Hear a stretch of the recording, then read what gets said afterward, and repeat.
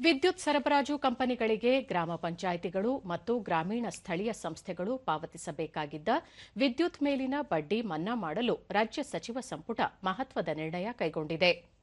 ಮುಖ್ಯಮಂತ್ರಿ ಸಿದ್ದರಾಮಯ್ಯ ಅಧ್ಯಕ್ಷತೆಯಲ್ಲಿಂದು ನಡೆದ ಸಚಿವ ಸಂಪುಟ ಸಭೆಯ ನಂತರ ಸುದ್ದಿಗಾರರೊಂದಿಗೆ ಮಾತನಾಡಿದ ಕಾನೂನು ಮತ್ತು ಸಂಸದೀಯ ವ್ಯವಹಾರಗಳ ಸಚಿವ ಎಚ್.ಕೆ. ಪಾಟೀಲ್, ಗ್ರಾಮ ಪಂಚಾಯಿತಿ ಮತ್ತು ಗ್ರಾಮೀಣ ಸ್ಥಳೀಯ ಸಂಸ್ಥೆಗಳು ಜನರಿಗೆ ಕುಡಿಯುವ ನೀರು ಮತ್ತು ಬೀದಿ ದೀಪ ಸೌಲಭ್ಯ ಕಲ್ಪಿಸಲು ವಿದ್ಯುತ್ ಸರಬರಾಜು ಕಂಪನಿಗಳು ವಿದ್ಯುತ್ ಪೂರೈಸಿದ್ದು, ಇದಕ್ಕೆ ಸಂಬಂಧಿಸಿದಂತೆ 5,257 ಕೋಟಿ ರೂಪಾಯಿ ಖಾತರೀಕರಣ ಮೂಲಕ ತೀರುವಳಿ ಮಾಡಲು ಸಂಪುಟ ತೀರ್ಮಾನಿಸಿದೆ ಎಂದರು.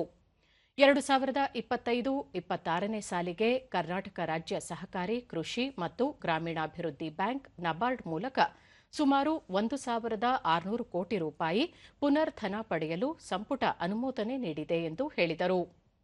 ಹೊಸಕೋಟೆ ತಾಲೂಕಿನ ಸೂಲಿಬೆಲೆ ಮತ್ತು ನಂದಗುಡಿ ಹೋಬಳಿಗಳ 59 ಕೆರೆಗಳಿಗೆ ಎಚ್ಎನ್ ವ್ಯಾಲಿ ಯೋಜನೆಯಿಂದ ವಿಸ್ತರಣಾ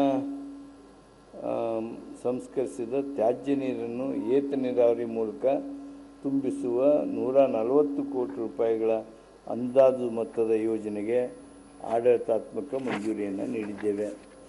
ಸಣ್ಣ ನೀರಾವರಿ ಮತ್ತು ಅಂತರ್ಜಲ ಅಭಿವೃದ್ಧಿ ಇಲಾಖೆಯವರು ತುಮಕೂರು ಜಿಲ್ಲೆ ಮಧುಗಿರಿ ತಾಲೂಕಿನ ಕೋಡಿಗೇನಹಳ್ಳಿ ಹೋಬಳಿ ಮುದ್ದೇಬೇನಹಳ್ಳಿ ಶಾನಗಾನಹಳ್ಳಿ ನಡುವೆ ಜಯಮಂಗಲಿ ನದಿಗೆ ಅಡ್ಡಲಾಗಿ ಚೆಕ್ ಡ್ಯಾಮ್ ಕಮ್ ಬ್ರಿಡ್ಜ್ ನಿರ್ಮಾಣ ಕಾಮಗಾರಿಯನ್ನು 18.50 ಕೋಟಿ ರೂಪಾಯಿಗಳ ಅಂದಾಜು ವೆಚ್ಚದಲ್ಲಿ ಕೈಗೊಳ್ಳಲು ಆಡಳಿತಾತ್ಮಕ ಅನುಮೋದನೆಯನ್ನು ನೀಡಿದ್ದೇವೆ. ಜಗತ್ತಿನ ಹೆಸರಾಂತ ಸಾಹಿತಿ ಬಾನು ಮುಷ್ತಾಕ್ ಅವರ ಎದೆಯ ಹಣತೆ ಕೃತಿಗೆ ಪ್ರತಿಷ್ಠಿತ ಅಂತಾರಾಷ್ಟೀಯ ಬೂಕರ್ ಪ್ರಶಸ್ತಿ ದೊರೆತಿರುವುದಕ್ಕೆ ಹಾಗೂ ಈ ಕೃತಿಯನ್ನು ಹಾರ್ಟ್ ಲ್ಯಾಂಪ್ ಕೃತಿಯಾಗಿ ಇಂಗ್ಲಿಷ್ಗೆ ಅನುವಾದ ಮಾಡಿದ ದೀಪಾ ಭಾಸ್ತಿ ಅವರಿಗೆ ರಾಜ್ಯ ಸಚಿವ ಸಂಪುಟ ಅಭಿನಂದನೆ ಸಲ್ಲಿಸಿದೆ ಎಂದು ತಿಳಿಸಿದರು. ಹಾರ್ಟ್ ಲ್ಯಾಂಪ್ ಎಂಬ ಹೆಸರಿನಲ್ಲಿ ಅನುವಾದ ಮಾಡಿರುತ್ತಾರೆ. ಈ ಪ್ರಶಸ್ತಿಯು ಕನ್ನಡ ಹಾಗೂ ಕರ್ನಾಟಕಕ್ಕೆ ಮತ್ತು ಇಡೀ ದೇಶದ ಗೌರವವನ್ನು ಹೆಚ್ಚಿಸಿದೆ. ಈ ಸಂದರ್ಭದಲ್ಲಿ ನಮ್ಮ ಸಚಿವ ಸಂಪುಟ ಶ್ರೀಮತಿ ಬಾನು ಮುಷ್ತಾಕ್ ಅವರನ್ನು ಹೃತ್ಪೂರ್ವಕವಾಗಿ ಅಭಿನಂದಿಸುತ್ತದೆ. This is the resolution of them. ಇದೇ ಸಂದರ್ಭದಲ್ಲಿ ಅನುವಾದಕರಾದ ಶ್ರೀಮತಿ ದೀಪಾ ಭಾಸ್ತಿ ಅವರನ್ನು ಸಹ ಸಚಿವ ಸಂಪುಟವು ಹೃತ್ಪೂರ್ವಕವಾಗಿ ಅಭಿನಂದಿಸುತ್ತದೆ. ಬೆಂಗಳೂರು ನಗರಾಭಿವೃದ್ಧಿ ಸಚಿವರೂ ಆಗಿರುವ ಉಪಮುಖ್ಯಮಂತ್ರಿ ಡಿಕೆ ಶಿವಕುಮಾರ್ ರಾಮನಗರ ಜಿಲ್ಲೆಯನ್ನು ಬೆಂಗಳೂರು ದಕ್ಷಿಣ ಜಿಲ್ಲೆಯನ್ನಾಗಿ ಮರುನಾಮಕರಣ ಮಾಡಲು ತೀರ್ಮಾನಿಸಲಾಗಿದೆ. ರಾಮನಗರವನ್ನು ಜಿಲ್ಲಾ ಕೇಂದ್ರವನ್ನಾಗಿ ಘೋಷಿಸಲು ಸಂಪುಟ ಅನುಮೋದಿಸಿದೆ. ಇದಕ್ಕೆ ಸಂಬಂಧಿಸಿದ ಆದೇಶ ಶೀಘ್ರ ಹೊರಬೀಳಲಿದೆ ಎಂದು ಹೇಳಿದರು.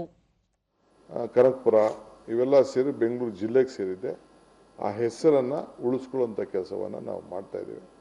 ಭಾಳ ಇಡೀ ಜಗತ್ತಿನಲ್ಲೇ ಈ ಭಾಗ ಅಭಿವೃದ್ಧಿ ಆಗ್ತಾ ಇದೆ ದಕ್ಷಿಣಕ್ಕೆ. ಸೊ ಅದಕ್ಕೆ ಬೆಂಗಳೂರು ದಕ್ಷಿಣ ಜಿಲ್ಲೆ ಅಂತೇಳಿ ಇವತ್ತು ಕ್ಯಾಬಿನೆಟಲ್ಲಿ ಎಲ್ಲ ಕಾನೂನು ಚೌಕಟ್ಟನ್ನು ಗಮನದಲ್ಲಿಟ್ಟುಕೊಂಡು ತೀರ್ಮಾನವನ್ನು ಮಾಡಿ